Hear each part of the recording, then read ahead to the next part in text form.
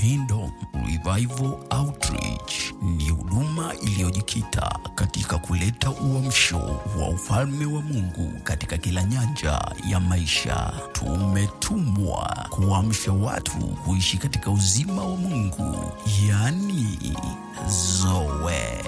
Kama Yohana 10:10 inavyosema, nalikuja ili wawe na uzima kisha wawe nao tele.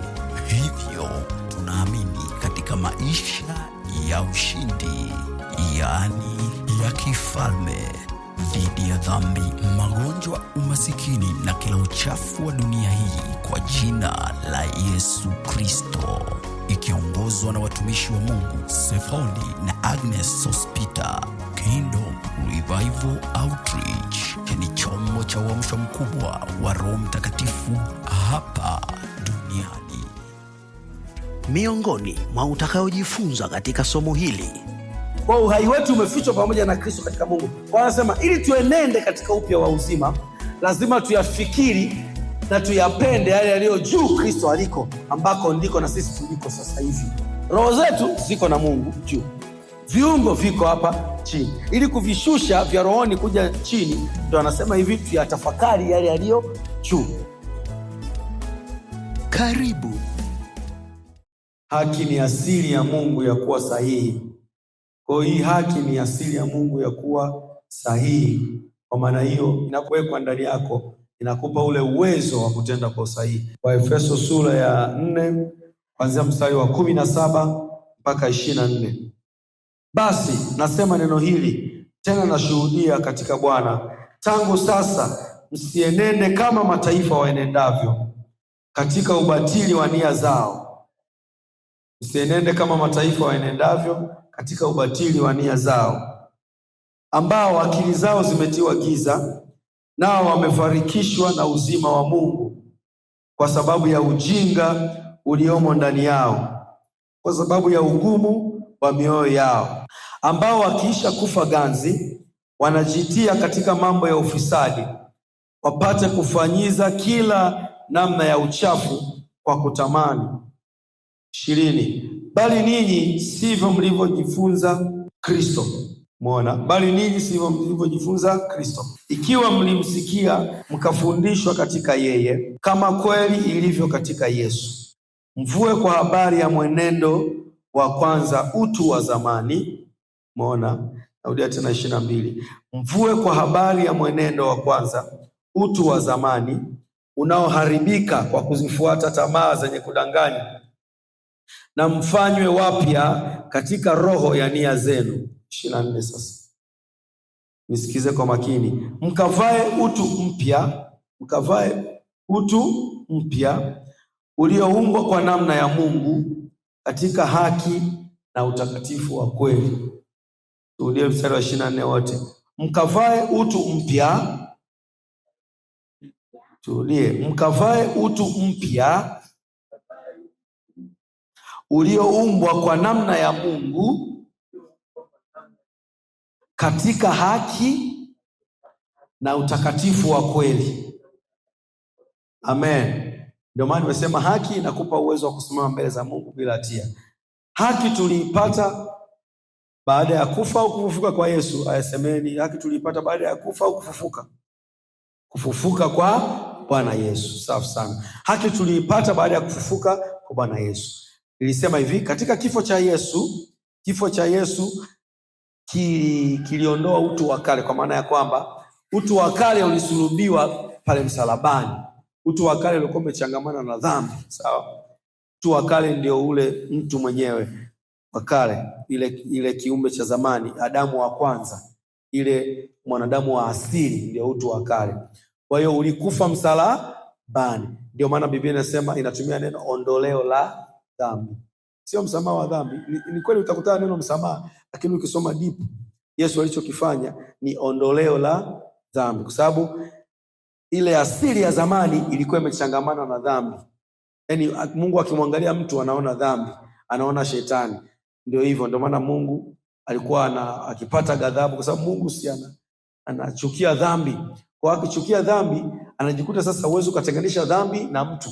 Ndio maana wakati wa Agano la Kale ilikuwa inaonekana kama Mungu anaua watu, lakini Mungu alikuwa anaiondoa dhambi. Sema sasa kwa sababu dhambi imegandamana na mtu, ndio maana inakuta na watu wanakufa. Ndio maana Biblia inasema kwenye kitabu cha Ezekieli, kila nafsi itendao dhambi itakufa pamoja. Kwa hiyo sasa, kwa sababu mwanadamu alikuwa amechanganyikana na dhambi, pale msalabani Yesu akafanyika dhambi sasa. Akafanyika mwanadamu halisi sasa. Sababu mwanzoni alikuwa ni mwanadamu lakini sio katika ule uhalisia, kwa sababu damu yake ilikuwa bado ni takatifu. Kwa hiyo maana yake tunaposema alibeba dhambi zetu katika damu yake, au damu yake ilifuta makosa, tunaposema hivyo maana yake damu yake sasa ilifanyika dhambi. Biblia inasema kwenye Wakorinto wa pili sura ya 5 mstari wa 21, yeye asiyejua dhambi alimfanya kuwa dhambi. Sababu dhambi inakaa kwenye moyo, kwenye nafsi na kwenye mwili. Sasa kilichofanyika, moyo wa Yesu ni mtakatifu, nafsi ya Yesu ni mtakatifu, mwili wa Yesu ni mtakatifu. Sasa pale msalabani ilibidi afanyike sisi. Maana yake roho yake, mwili, nafsi yake ikapata majeraha ya dhambi na mwili wake. Ndio maana Yesu alikufa vifo viwili, alikufa kifo cha roho na kifo cha mwili. Sababu kwenye mwili, kwenye damu yake, sasa tunaposema mwili tunamaanisha damu, kwenye damu yake alibeba zile dhambi sasa. Ndio maana unaonaga sasa kuna makabila fulani yanasumbuliwa na dhambi aina fulani kwa sababu zimekaa kwenye asili ya damu. Kwa Yesu aliyabeba yote hayo kwenye damu yake. Kwa hiyo tunaita ondoleo la dhambi. Kwa hiyo pale msalabani Yesu akafa. Ikawa ni mwisho wa dhambi pale msalabani. Kifo cha Yesu kilikuwa ni mwisho wa dhambi. Amen. Mwisho wa utu wa kale. Utu wa kale ukawa umekufa pale. Sababu kila nafsi itendao dhambi lazima ife. Kwa ule utu wa kale ukawa umefanyaje? Umekufa. Umeelewana mpaka hapo kwenye hiyo hesabu? Alipokufa Yesu akaenda kuzimu, akateka mateka na nini, akaingia kuzimu, akamfunga shetani. Biblia inasema kwenye kitabu cha Waefeso hapo sura ya 4. Waefeso sura ya 4 kuanzia mstari wa 8. Biblia inasema hivyo husema, alipopaa juu aliteka mateka, akawapa wanadamu vipawa.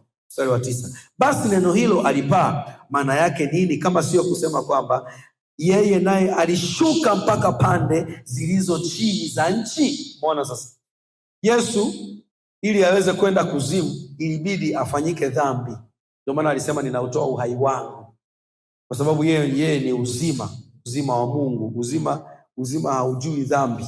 Sasa ili amfikie shetani, ili amfike kuzimu na kwenye mambo hayo, ilibidi afanyike dhambi. Kwa hiyo Biblia inasema yeye aliyepaa juu alishuka chini kwanza. Kwa hiyo kabla ya kupaa kutoka kaburini, ilibidi ashuke kwanza kule chini. Tusome tena kitabu cha Waebrania. Hiyo Efeso 4 msifunike. Waebrania sura ya 2 mstari wa 14. Biblia inasema basi kwa kuwa watoto wameshiriki damu na mwili. Umeona? Kwa kuwa watoto wameshiriki damu na mwili, yeye naye, yani Yesu, vivyo hivyo alishiriki hayo, ili kwa njia ya mauti amharibu yeye aliyekuwa na nguvu za mauti, yaani Ibilisi. 15. Awaache huru wale ambao kwamba maisha yao yote kwa hofu ya mauti walikuwa katika hali ya utumwa. Kwa njia ya mauti, kwa njia ya damu na nyama, ilibidi Yesu aje katika njia ya damu na nyama. Vivyo hivyo alishiriki hayo, ili kwa njia ya mauti amharibu yeye, yani kwa njia ya kufa aende kule kuzimu, amharibu yeye aliyekuwa na nguvu za kuharibu watu, yani shetani. Kwa hiyo andiko linafanana na lile la Waefeso 4 kwamba alishuka chini ili akateka mateka. Kwa yale mateka ni ile nguvu ambayo shetani alikuwa anaitumia kufunga watu. Uzinzi ni nguvu fulani, uchawi ni nguvu fulani, uongo ni nguvu fulani. Kwa Yesu aliposhuka kuzimu, ilibidi afanyike dhambi, afanyike ile nguvu ya uzinzi, afanyike ile nguvu ya uovu, afanyike ile dhambi yenyewe. Afu akawa ligo kisheria, akaruhusiwa kwenda kuzimu ambako dhambi inapatikana. Akaenda kule akamfunga shetani na akateka mateka, akaifunga na ile nguvu ya dhambi, akaiteka, ndio akapaa juu. Si mnanielewa sasa? Kwa Yesu alipaa baada ya kuiteka ile nguvu ya dhambi, kuteka ile dhambi, yani ile essence, yani ile nature, ile asili ya dhambi, akaiteka mateka Yesu. Amen. Kwa Yesu alipokufa msalabani, unanielewa pendwa? Yesu alipokufa msalabani, alichukua dhambi zetu, alifanyika dhambi, alafu akaenda kuzimu, akateka nyara ile nguvu au chanzo cha ile dhambi, akaenda kuiteka.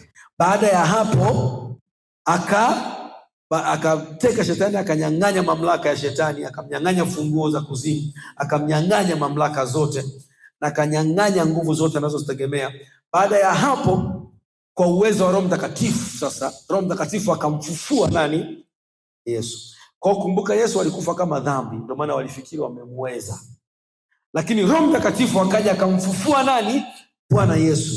Sema, Roho Mtakatifu alikuja kumfufua Bwana Yesu kutoka kaburini. Manake Yesu alifufuliwa kutoka kwenye ile nguvu ya dhambi yenyewe. Yesu alifufuliwa kutoka dhambini. Yesu alifufuliwa kutoka kuwa dhambi akaja kuwa kiumbe kipya. Sema, Bwana Yesu alikufa kama dhambi, akashuka kuzimu kwenda kufunga nguvu ya dhambi na kwenda kufunga nguvu za giza na kuteka nyara kila mamlaka ya shetani. Alafu akafufuka kama kiumbe kipya kwa uwezo wa Roho Mtakatifu. Akafufuka kama kiumbe kipya kwa uwezo wa Roho Mtakatifu. Amen. Kwa alivyofufuka kama kiumbe kipya, alifufuka na asili mpya ya Mungu. Hiyo asili ndio uzima wa Mungu wenyewe.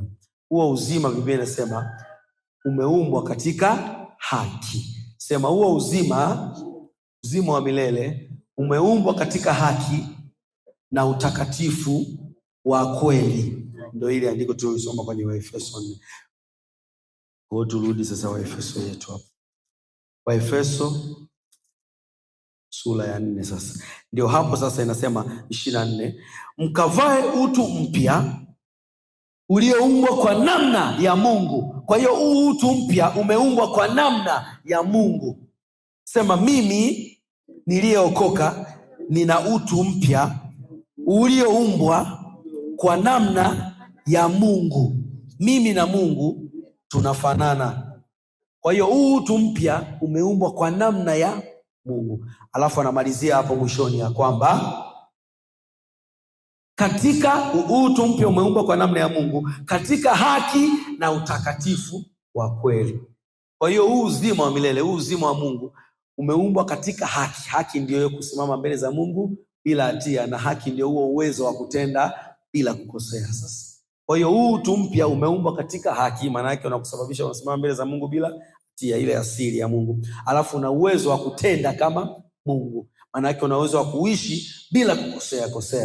Kwa hiyo sasa huu utu mpya umeumbwa kwa namna ya Mungu katika haki, yani katika uwezo wa kutokukosea, katika uwezo wa kuwa sahihi. Kwa hiyo huu utu mpya umeumbwa kwa namna ya Mungu katika haki. Maana yake unaweza kusema hivi, na kufafanua sasa katika haki, sawa? Utu mpya, mkavae utu mpya ulioumbwa kwa namna ya Mungu katika haki. Kwa maana nyingine ni hii, mkavae utu mpya ulioumbwa kwa namna ya Mungu katika namna ya kutokukosea. Narudia tena, mkavae utu mpya ulioumbwa kwa namna ya Mungu katika hali ya kutokukosea. Mkavae utu mpya ulioumbwa kwa namna ya Mungu katika asili au katika namna ya kutokukosea au katika namna ya kuwa sahihi.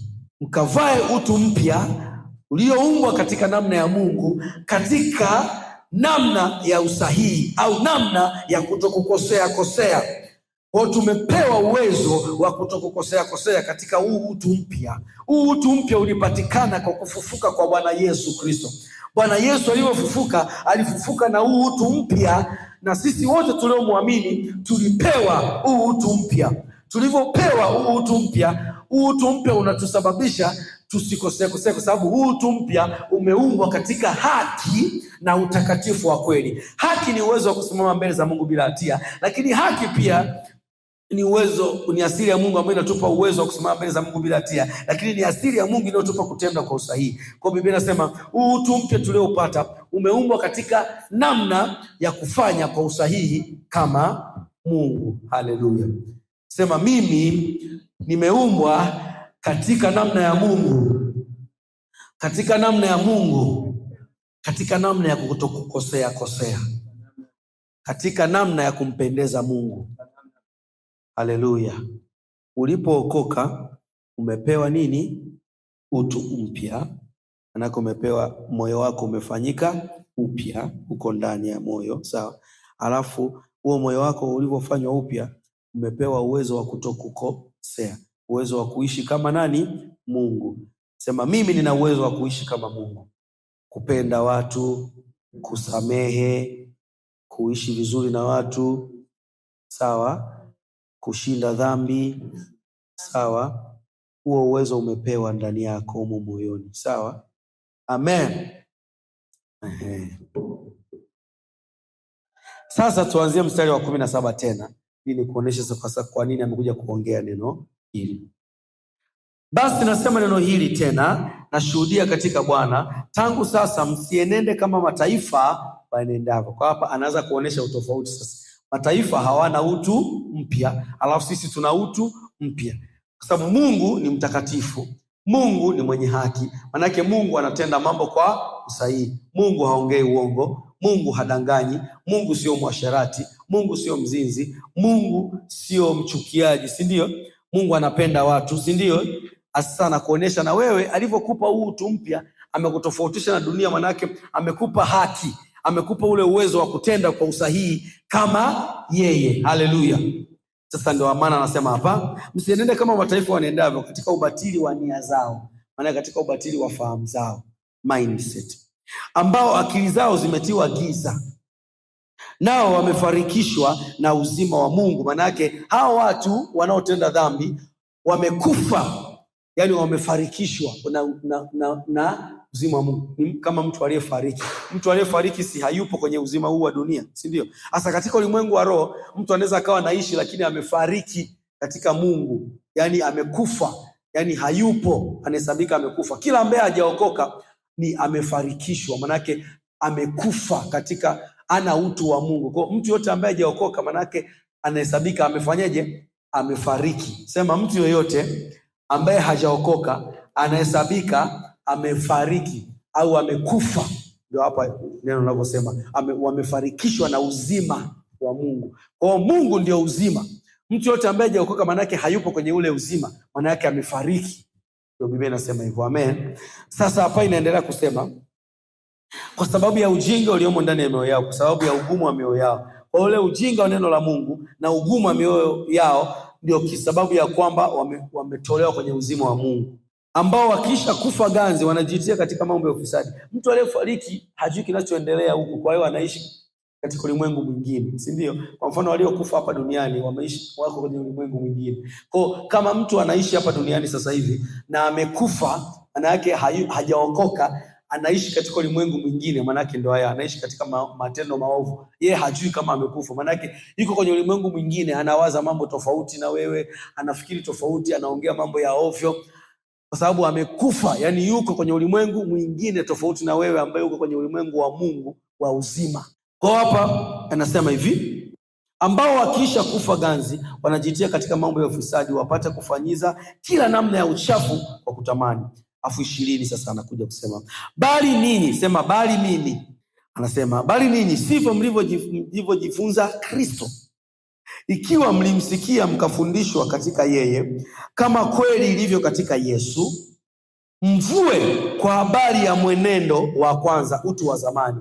Ngoja nafafanulie ile andiko 22 hapo. Anasema mvue kwa habari ya mwenendo wa kwanza, utu wa zamani.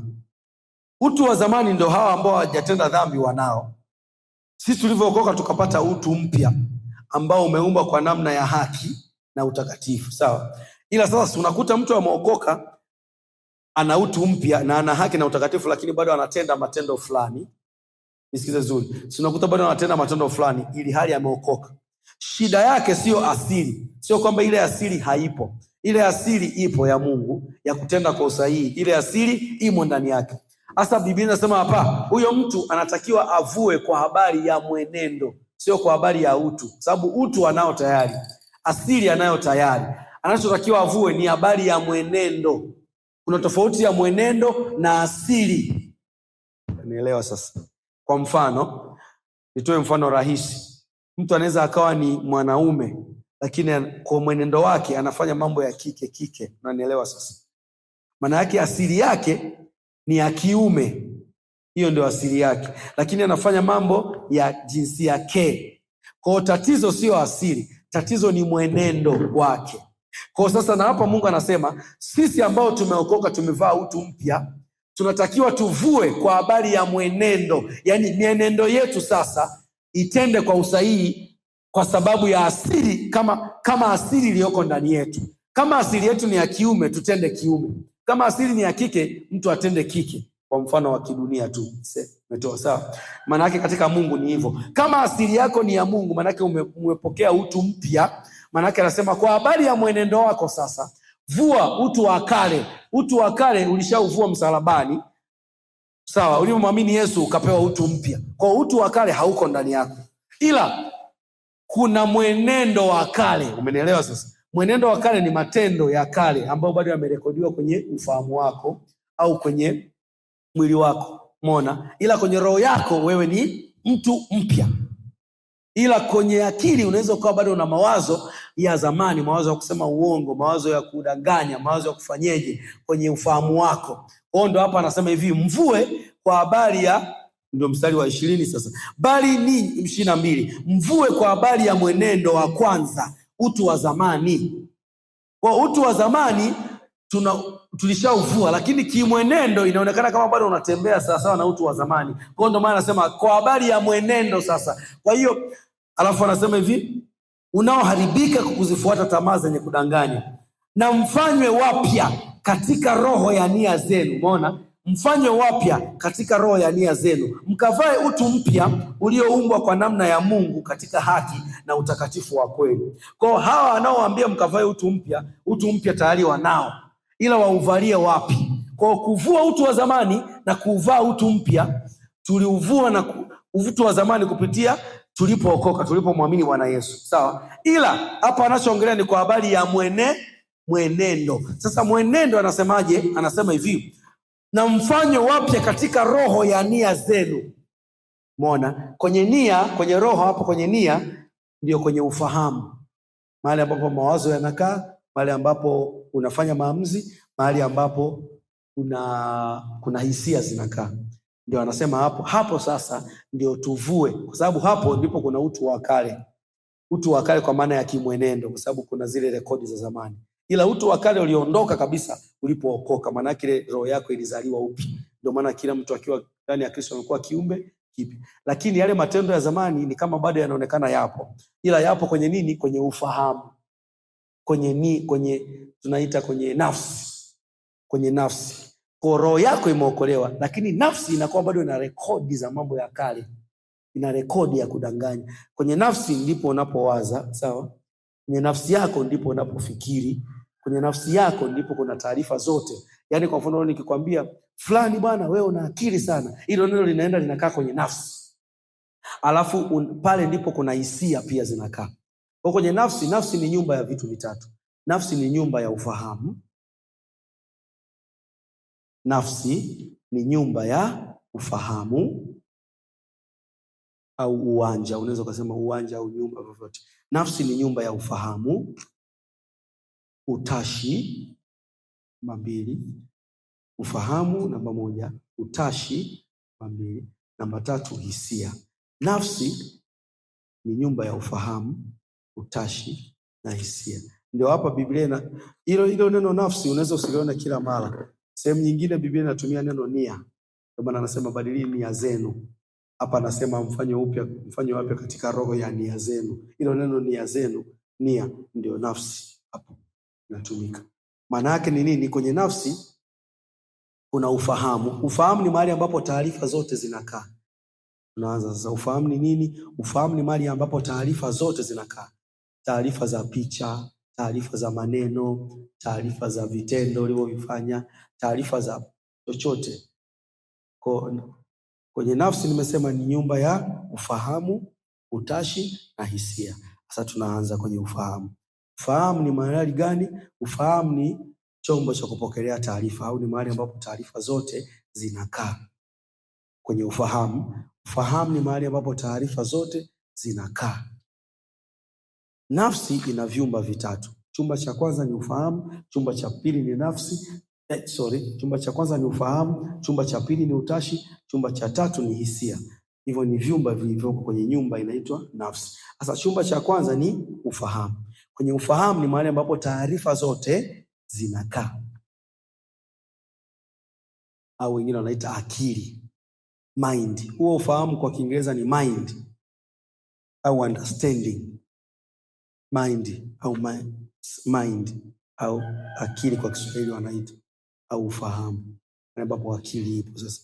Yaani yote uliofundishwa darasani yanakaaga pale kwenye ufahamu. Sawa? Yote ambayo unayaona, umeona mti ukakalili, ulikuwa unapita safari ukaona, ukirudi pale unapakumbuka, hapa nishawahi kupita. Sawa? Hiyo rekodi yote inakaa kwenye ufahamu. Ukimwona fulani unamtambua, ukiniona mimi unanitambua ni Sefoni, ukimwona wewe unamtambua ni fulani. Taarifa hizo zote zinakaa wapi? Kwenye ufahamu. Haleluya. Tunaenda sehemu ya pili. Sawa? Picha zote ulizoziona unazikumbuka ni kwenye ufahamu, zinarekodiwa kwenye ufahamu. Kwa ufahamu ni memory card ile. Sawa? Tunaenda chombo cha pili ambao ni utashi. Kiingereza wanaita will. Will.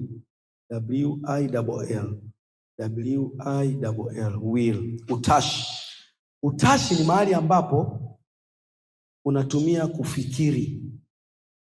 Utashi ni mahali ambapo unapatumia kufikiri, kufanya reasoning, yani tunaita.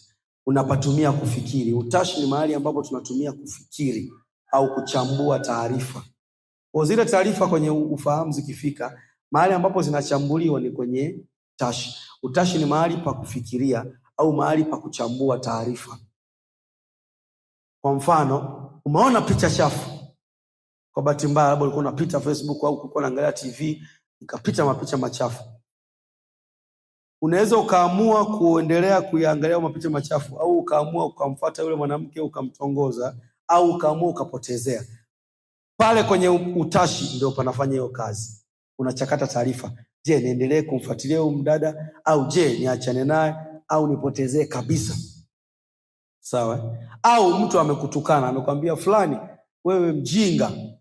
Sawa? Hiyo taarifa ya neno mjinga inaingia kwenye nini? Ufahamu. Unaelewa? Alafu kwenye utashi unatumia kuchakata. Ni mjibu na mimi kwamba mjinga mwenyewe, au ni nyamaza kimya, au nicheke, au niondoke, au nimpige, au nimsamee. Yani pale unapotafakari kuchambua taarifa, uamue nini, ni kwenye utashi, ambayo inaitwa will. Hivi vitu vinafanya kazi ndani ya sekunde. Sio kwamba eti ukishapata taarifa utaichakata baadaye. No.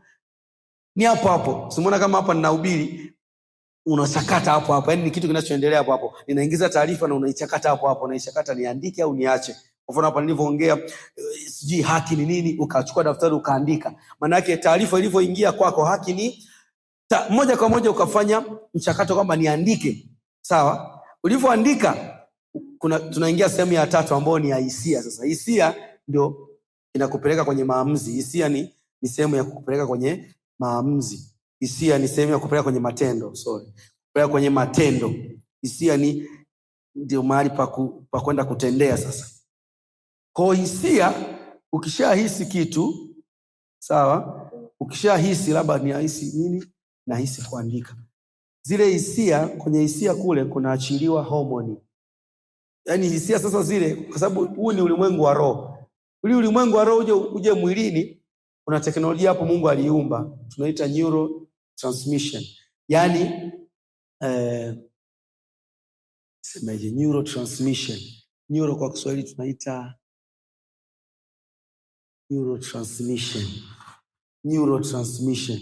Tunaweza tukaita aje kwa Kiswahili?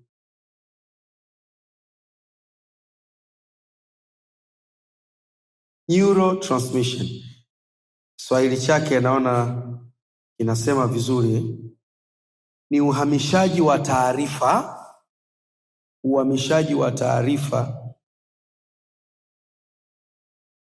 Yaani ni uhamishaji wa taarifa sasa katika neva au katika misuli au katika mwili. Sawa? Uhamishaji wa taarifa. Huu ni uhamishaji wa taarifa kutoka kwenye seli moja ya neva hadi nyingine. au hadi sehemu ya mwili kama misuli au tezi. Kwa huu ni uhamishaji wa taarifa kutoka kwenye seli moja ya neva hadi nyingine au hadi sehemu ya mwili kama misuli au tezi. Kwa huu mchakato unatokea kupitia kemikali zinazojulikana kama neurotransmitter. Kuna kemikali hizo zinajulikana hivyo. Umeona? Kwa hivyo zinatumia kuhamisha ule ujumbe. Kwa unapopata hisia labda za kuandika au za kukimbia au za kuimba au za kucheka, unafanyika hichi kitu. Kuna taarifa inatumwa kutoka kwenye hisia zako sasa kuja mwilini sasa. Kutoka kwenye nafsi huko kwenye hisia kuja mwilini. Unaona kunafanyika hiyo, kunahamishwa taarifa sasa. Unakuja hapo kwenye neurotransmission. Kuna homoni zinaachiliwa hapo. Mojawapo inaitwa adrenaline hormone. Kwa hiyo homoni zinaachiliwa hizo. Unaanza mchakato sasa wa mwili sasa. Kwa hiyo umeona kitu kinavyotoka kwenye ulimwengu wa roho mpaka mwilini Unapata taarifa na kuja. Taarifa sio kitu cha kuonekana. Inakuja kiroho, si ndio? Maneno ni roho. Hata kama utasoma maneno ila yanaingia kwenye ufahamu. Alafu unachakata. Nikubali nikatae, niende nisiende. Niseme ndio au hapana, hata kama umeitwa. Sawa, alafu unachakata pale kwenye utashi haraka. Hisia zako zinakwambia nenda, si umeitwa bwana fulani njoo, nenda. Unaposema niende, kuna kitu kinaachiliwa kuja kusababisha mwili wako ureact kwenda. Sawa? Na taarifa inatumwa kwenye mwili. Afu neva hizo zinaanza kufanya kazi, zinakupelekesha homoni, zinakusababisha inausababisha kama mashine ifanye kazi ya mwili kwenda. Amen. Kwa sasa huu mfumo sasa nilikuwa naelezea kidogo. Hapa anasemaje? Kwa sababu umeshafunguliwa, umeshaokolewa, roho yako imeokolewa. Sasa huu utu upya ili uweze kutoka rohoni kuja mwilini. Muone hiyo process sasa. Process kwa sababu roho yako imefanywa upya. Ili roho yako na mwili wako viendane vinahitaji nafsi. Ili vya rohoni vile vizuri ulivyovipata ambavyo ni utu mpya ulio na haki. Ili utende kwa usahihi kwa sababu tunatenda duniani kwa kuonekana, tunatenda kwa kutembea katika mwili. Kwa sababu katika roho tumeshatenda tayari, tumeshafanywa upya, tumekubali. Lakini katika mwili bado hatujafanya kitu fulani. Sasa nafsi yako inahusika pale. Inahusikaje? Ndio hapa anasema sasa. Uvue kwa habari ya utu wa kwanza, uvue kwa habari ya mwenendo utu wa kwanza katika nia yako, katika nafsi. Maana yake kwenye nafsi anza kubadili taarifa, ingiza taarifa njema za neno la Mungu, taarifa za upendo badala ya chuki, taarifa za uweza badala ya kushindwa, taarifa za furaha badala ya hofu. Ili zile taarifa utakapozichakata kwenye utashi na zitatengeneza hisia za kupenda bila kushukia, kwa sababu zimetokana na neno la Mungu. Kwa hiyo zitakusababisha hata kwenye mwili sasa useme na kupenda au ufanye matendo ya upendo. Umeelewa sasa hiyo hesabu? Tofauti ya watu waliookoka wachanga wa kiroho na watu wazima kiroho iko hapo. Wote tumeokoka, wote tuna asili ya Mungu, wote tuna uwezo wa kutenda kwa usahihi. Ila kwa nini wengine hawatende kwa usahihi, wengine wanatenda? Ni kwa sababu ya kwenye nafsi. Nafsi za wengine bado zimejaza mambo ya dunia. Nafsi ukitaka uanze kutenda katika mwenendo, ukitaka utende kwa usahihi kama Mungu, uishi katika haki kutokana na ile asili yako, lazima ujaze ufahamu wako nini? Neno la Mungu sana. Jaza mambo ya mbinguni. Jaza mambo unayotaka uyatende. Yale mambo ndio yanasapoti ule utu wako mpya. Yanasapoti utu mpya ulionao. Yanasapoti hii asili ya Mungu. Neno la Mungu ndio linausapoti hii asili ya Mungu ili uweze kutenda kama Mungu hapa duniani. Ndio hapo anasema kwa kuwa mmejifunza Kristo, kwa kuwa mmejifunza kweli. Kwa ile kweli ndio neno la Mungu. Ndio maana ukisoma hapa mstari wa 19 wa 20, bali ninyi sivyo mlivyojifunza Kristo. Waefeso 4:20 nafafanua tu hapo kwa 17 mpaka 20 nafafanua sasa, niko mstari wa 20. Bali ninyi sivyo mlivyojifunza Kristo. Umeona huku juu alisema hao watu akili zao zimefungwa, akili zao zimefarikishwa, fahamu zao zimefarikishwa. Nyie mliookoka au sisi tuliokoka, anaonyesha kwamba akili zetu ziko vizuri, anaonyesha kwamba tumeumba utu upya. Sasa ili tusienende kama wale wa mataifa, katika matendo machafu, anasema hivi, tujifunze Kristo au tumeshajifunza Kristo. Na akaendelea kusema hivi,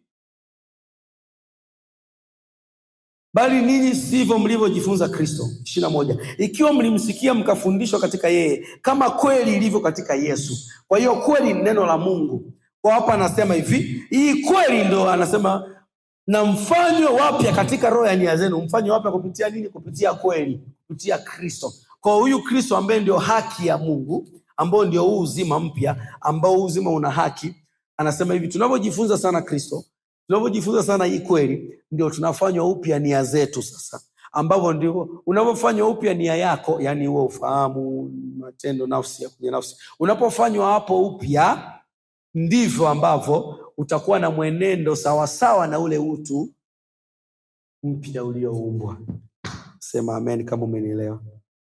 Siko pamoja, si ndio? Tuende kitabu cha Wakolosai sura ya 3. Wakolosai sura ya 3 kuanzia mstari wa kwanza. Wakolosai sura ya 3 kuanzia mstari wa kwanza. Basi mkiwa mmefufuliwa pamoja na Kristo, yatafuteni yaliyo juu Kristo aliko, ameketi mkono wa kuume wa Mungu. Yafikirini yaliyo juu, sio yaliyo katika nchi. Umeona sasa? Ikiwa umefufuliwa pamoja na Kristo, maana yake tuna utu mpya ulioumbwa kwa namna ya haki, ili tuenende sawasawa na huu utu mpya, ili tuenende kwa usahihi kama Mungu, kwa sababu Mungu ameshatupa usahihi wake, ili tuenende katika usahihi, ili tuenende katika haki hii ambayo tumeumbiwa. Anasema hivi, basi ikiwa mmefufuliwa pamoja na Kristo, yatafuteni yaliyo juu Kristo aliko, ameketi mkono wa kuume wa Mungu. Yafikirini yaliyo juu, sio yaliyo katika nchi, kwa maana mlikufa na uhai wenu umefichwa pamoja na Kristo katika Mungu. Kwa uhai wetu umefichwa pamoja na Kristo katika Mungu. Kwa anasema ili tuenende katika upya wa uzima, lazima tuyafikiri na tuyapende yale yaliyo juu Kristo aliko, ambako ndiko na sisi tuliko sasa hivi. Haleluya sana. Mstari wa 5 anaendelea kusema, basi vifisheni viungo vyenu vilivyo katika nchi. Umeona, roho zetu ziko na Mungu juu, viungo viko hapa chini. Ili kuvishusha vya rohoni kuja chini, ndio anasema hivi, tuyatafakari yale yaliyo juu. Kwa basi vifisheni viungo vyenu vilivyo katika nchi, sababu viungo navyo vina kumbukumbu na matendo ya zamani. Amen. Roho zetu zina kumbukumbu ya matendo ya Mungu pekee, kwa sababu zimefanywa upya. Ila nafsi zina kumbukumbu ya matendo ya zamani, na mwili una kumbukumbu ya matendo ya zamani. Ninaposema mwili namaanisha kwenye damu. Ndio maana wanasemaga damu ya huyu, damu ya kabila fulani iko hivi, unaona? Sasa anasema hivi, ili tufifishe viungo vyetu, ili tufishe yale matendo ya mwili. Paulo anaita matendo ya mwili. Ili tuyafishe hayo, anasema hivi, tuyatafakari yale yaliyo juu Kristo aliko. Maana yake nia zetu zifanywe upya, ili ziwe na nguvu ya kusukuma mwili utende kama Mungu. Mwili ni mtumwa tu, ila ni mtumwa wa nafsi na roho. Amen. Mstari wa 5, Wakolosai 3:5. Basi vifisheni viungo vyenu vilivyo katika nchi, uasherati, uchafu, tamaa mbaya. Hapa anawaandikia watu waliookoka ambao wana haki ya Mungu, ambao wana asili ya Mungu. Lakini issue sio asili, issue ni mwenendo. Ili sasa mwenendo uendane sawa na Mungu, kwa sababu Mungu amekupa uwezo wa kufanya kwa usahihi. Huu uwezo unaletwa na namna ambavyo yatafakari yale yaliyo juu. Unapoyatafakari ndio unafisha kwenye viungo vyako, unafisha uasherati, unafisha uchafu, unafisha uzinzi, unafisha. Kufisha ni kuua. Kwa kuua matendo ya mwili tunayaua kwa kutafakari yale yaliyo juu Kristo aliko. Ufahamu zetu zinapowaza sana kile Mungu alichokifanya, ndivyo tunayafisha. Uchafu, tamaa mbaya, mawazo mabaya na kutamani, ndio ibada ya sanamu. Kwa ajili ya mambo hayo huja ghadhabu ya Mungu. Katika hayo ninyi nanyi mlitembea zamani mlipoishi katika hayo. Lakini sasa, mstari wa 8, yawekeni mbali ninyi haya yote, hasira na ghadhabu na uovu na matukano na matusi vinywani vyenu. Msiambiane uongo. Kwa kuwa, umeona mstari wa 9. Kwa kuwa, angalia mstari wa 9. Kwa nini tusiseme uongo? Kwa nini tusifanye uasherati? Kwa nini tusifanye hayo yote aliyoyataja huko juu? Mstari wa 9. Msiambiane uongo. Kwa kuwa mmevua kabisa utu wa kale. Sema, kwa kuwa nimeuvua utu wa kale. Sio nitauvua, nimekwisha uvua. Kwa kuwa nimekwisha vua utu wa kale. Sema, mimi sisemi uongo. Sema, mimi sio mtu wa kutamani. Mimi sio mwasherati. mimi sio mtu wa kuchukia watu, kwa sababu nimeuvua kabisa utu wa kale pale msalabani, na nimevaa utu mpya kupitia kufufuka kwa Bwana Yesu. Huu utu mpya umeumbwa kwa namna ya Mungu katika haki na utakatifu wa kweli. Jizoeshe kutamka hivyo kila siku. Hata kama unaona kuna kitu kinakusumbua maishani mwako, ujue ni kwenye mwenendo tu. Kwa hiyo ondoa hivyo vitu, jitamkie tu kwamba mimi ni mtakatifu, mimi sisemi uongo, nakataa, mimi nasamehe wengine, mimi ninawarehemu wengine kwa sababu nina asili ya upya. Kwa hiyo sasa jinsi gani utaweza kuishi hivyo? Ni kwa kubadilisha fahamu zako, utafakari yale yaliyo juu. Amen. Anasema hivi, msiambiane wewe kwa sababu mmeuvua kabisa utu wa kale pamoja na matendo yake. Kwa hiyo umeona vinaenda pamoja.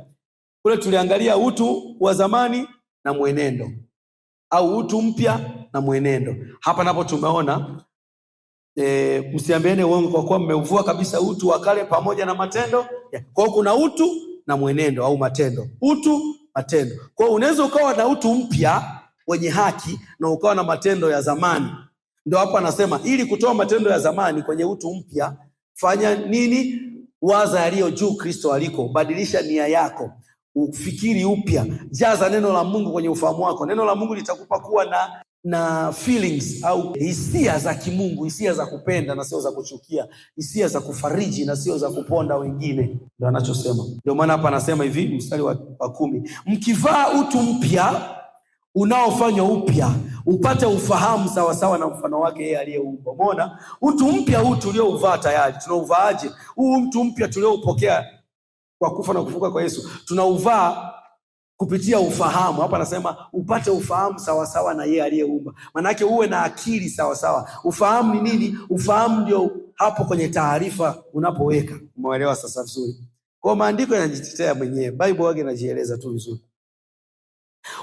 Mkivaa, mstari wa 10, mkivaa utu mpya unaofanywa upya upate ufahamu sawa sawa na mfano wake yeye aliyeumba. Haleluya. Amen. Kwa hakikisha unakaa kwenye neno la Mungu sana. Hakikisha unakaa kwenye neno la Mungu kila siku. Unasoma neno, unatafakari, unakiri neno ili kusababisha ile asili mpya au ule utu mpya au ile haki ulionayo ndani iwe na nguvu ya kufanya kazi, kwa sababu hiyo ni nguvu ya Mungu tayari. Ila ni nguvu ya Mungu ambayo unaweza ukaidumaza kutokana na kwamba haulishi nafsi yako na nafsi ndio chombo kinachoconnect ulimwengu wa roho na mwili. Nafsi, narudia tena, nafsi ndio chombo kinachoconnect ulimwengu wa roho na ulimwengu wa mwili. Nafsi ni chombo kinachoconnect ulimwengu wa roho na mwili. Kwa sababu roho iko juu sana na mwili uko chini sana. Sasa kukutanisha katikati mwili na roho vinakutana kupitia nafsi. Sehemu ambapo unawaza, unafikiri, unapata hisia hapo. Kwa nafsi ni chombo kinachoconnect mwili na roho au roho na mwili. Ukiona mtu anaishi kwa matendo ya mwili sana, ujue nafsi yake imejaza taarifa za mambo ya mwilini sana. Ukiona mtu ni wa rohoni sana, ujue nafsi yake amejaza mambo ya rohoni sana. Ishu ni kwenye nafsi tu. Unawaza nini, unafikiri nini, unaingiza taarifa gani, unaangalia picha gani, unatendaje, una hisia gani, ukimwona fulani unapata hisia gani? Ni kwenye taarifa. Na hisia zinaamriwa na taarifa. Ndio maana mtu anaweza kumwona mtu fulani akamtamani kumbaka, lakini mwingine akamwona mtu yoyo asifanye hivyo. Kwa sababu gani? Kwenye taarifa kuna nini? Huyu anayetamani kufanya hicho kitendo kibaya amejaza mapicha ya uchi, amejaza matusi, amejaza manini, amejaza manyimbo machafu, amejaza manini. Kwa hiyo akimwona mtu anamtafsiri kutokana na taarifa alizozipata. Zile hisia zinampelekea kutokana na taarifa. Kwa hiyo ukiona taarifa za Mungu nzuri, umejaza neno, umejaza mfalme Yesu, unakiri neno, hisia zako zitakuwa kila siku ni hisia njema juu ya watu wengine, juu ya vitu vingine. Haleluya. Bwana Yesu asifiwe. Haleluya, watu wa Mungu. Jitamkie tu, sema mimi nina utu mpya. Ninatembea na Mungu. Ninakataa kuwaza kama zamani. Ninakataa kutenda kama zamani. Mimi ni mtakatifu. Mimi ni mwenye nguvu. Mimi ninasamehe wengine. Mimi ninasamehe wengine. Mimi sio mwasherati, mimi sio mzinzi, mimi sina tamaa mbaya. Ninakataa kuishi katika dhambi. Ninajaza nafsi yangu na neno la Mungu. Najaza nafsi yangu na ufahamu wa Mungu. Ufahamu wa Mungu uko ndani yangu. Ninajaza nafsi yangu na ufahamu wa Bwana Yesu. Katika jina la Yesu, ufahamu wangu, utashi wangu na hisia zangu zina mwelekeo mmoja tu. Inasema hivi, wa Bwana Yesu Kristo. Kwa moyo mtu huamini hata kupata haki. Unaamini nini? Unaamini kufufuka kwa Bwana Yesu Kristo. Kwa sababu alivyofufuka kutoka kwa wafu ndio alileta viumbe vipya duniani, alileta uzima mpya. Na unakiri nini? Biblia inasema kwa kinywa mtu ukiri hata kupata wokovu. Unakiri ubwana wa Bwana Yesu. Sasa ili uweze kuokoka, fuatana na misala hii. Sema, Bwana Yesu, ninakupokea sasa, uwe Bwana wangu. Ninaamini kuwa ulifufuka katika wafu kwa nguvu za Mungu, ili mimi niwe mwenye haki, mtakatifu na kiumbe kipya. Asante Bwana Yesu kwa kuniokoa. Asante kwa kuniumba upya. Tangu sasa mimi ni mwana wa Mungu. Nina uzima wa milele. Ya kale yote yamepita, tazama yamekuwa mapya. Amen. Kama umekwisha mwamini Bwana Yesu Kristo kuwa Bwana na Mwokozi wa maisha yako, lakini hujapokea kipawa cha Roho Mtakatifu, hujapokea ujazo wa Roho Mtakatifu, mafuriko ya Roho Mtakatifu kwa kithibitisho cha kunena kwa lugha, sasa ni saa yako. Bwana Yesu alisema ya kwamba mtapokea nguvu akisha kuajilia juu yenu Roho Mtakatifu. Sema sala hii kwa imani. Sema, Bwana wangu Yesu Kristo, asante kwa kuniokoa. Wewe ni Bwana wangu. Ninaomba unijaze Roho wako Mtakatifu sasa. Kama ulivyosema kuwa ndani yangu kutatoka chemchemi ya maji ya uzima, ninaomba sasa unijaze ili nitembee kwa ushindi kama mfalme na kuhani hapa duniani. Asante sana Bwana Yesu kwa kunijaza. Ninampokea sasa Roho Mtakatifu. Amen. Anza kunena sasa hiyo lugha mpya Bwana Yesu anayokupa. Pokea bubujiko, utasikia kutokea ndani yako sasa. Hali ya kuomba, usinyamaze, omba tu, fungua kinywa chako, omba. Pokea kipawa cha Roho Mtakatifu. Pokea kipawa cha Roho Mtakatifu. Anza kunena kwa hiyo lugha mpya anayokupa Bwana Yesu. Mafuriko ya Roho Mtakatifu yako ndani yako sasa. Kuanzia sasa mito ya maji ya uzima inatiririka ndani yako kwa jina la Bwana Yesu. Amen. Endelea kuomba tu, usiache. Karibu ungane na familia hii ya Kingdom Revival Outreach kwa sadaka yako, maombi, mali, fedha.